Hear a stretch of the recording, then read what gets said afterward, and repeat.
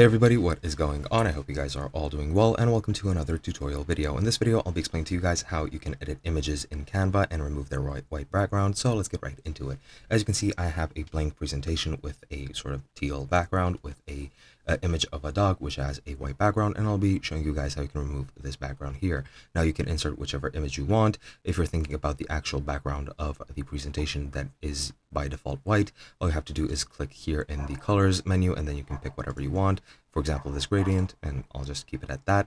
But yeah, to actually edit out the white background of any other image, you just click on that image and go into the top left, click edit image. This is not in English because my system settings, but you will have that option for yourself in English if your system is set to English, of course.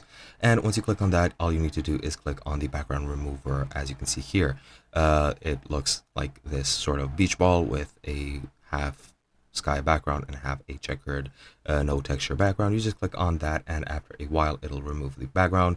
And as you can see, now I only have the dog with the background removed, and that is pretty much all you need to do. Of course, this is not a perfect tool. Depending on your image, it might be more complex, and it might remove things that are the background, it might remove things that aren't, and it might also not remove things that actually are.